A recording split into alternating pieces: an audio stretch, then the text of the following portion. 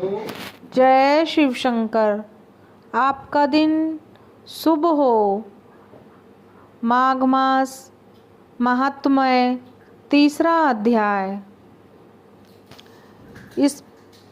जब भृगु ऋषि वहाँ पर अपने आश्रम पर रह रहे थे तो एक विद्याधर अपनी पत्नी सहित उतरा। वे अत्यंत दुखी थे।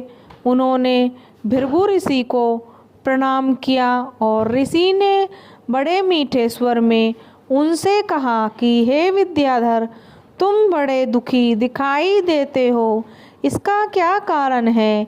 तब विद्याधर कहने लगा कि महाराज, पुण्य के फल को पाकर स्वर्ग तथा देवतुल्य शरीर पाकर भी मेरा मुख व्याघ्र जैसा है। मेरे दुख का और अशांति का यही एक कारण है। न जाने किस पाप का फल है। मेरे चित्त की व्याकुलता का दूसरा कारण भी सुनिए।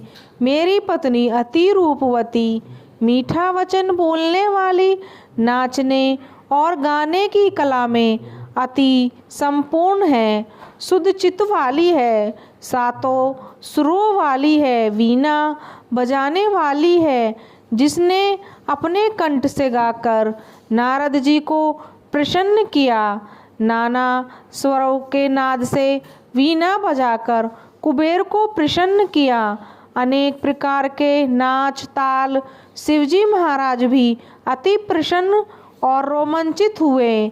शील, उदारता, रूप तथा यौवन में स्वर्ग की कोई अप्सरा भी इस जैसी नहीं है।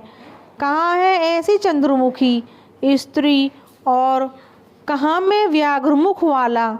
यही चिंता सदैव मेरे हृदय को जलाती है। विद्याधर के ऐसे वचन सुनकर तीनों लोकों की भूत, भविष्य और वर्तमान की बात जानने वाले तथा दिव्य दृष्टि वाले ऋषि कहने लगे कि हे विद्याधर, कर्म के विचित्र फलों को प्राप्त होकर ज्ञानी पुरुष भी मोह को प्राप्त हो जाते हैं। मक्खी के पैर जितना विष भी प्राण लेने वाला हो जाता है। छोटे छोटे पापों का फल भी अत्यंत दुखदाई हो जाता है। तुमने माघ मास की एकादशी का व्रत करके द्वादशी न आने तक शरीर में तेल लगाया, इसी पाप कर्म से व्याघ्र हुए हैं। एकादशी के दिन उपवास करके द्वादशी को तेल लगाने से राजा पुरुरवा ने भी कुरूप शरीर पाया था। तब वह अपने कुरूप शरीर को देखकर दुखी होकर हिमालय पर्वत पर देव सरोवर के किनारे पर गया। प्रीति पूर्वक शुद्ध स्नान कर कुशा के आसन पर बैठकर भगवान कमल नेत्र, शंख चक्र गदा पद के धारण करने वाले, पीतांबर पहनने वाले, वनमाला धारण किए हुए विष्णु का चिंतन करते थे। राजा पुरुरवा ने 3 मास तक निराहार रहकर भगवान का चिंतन किया।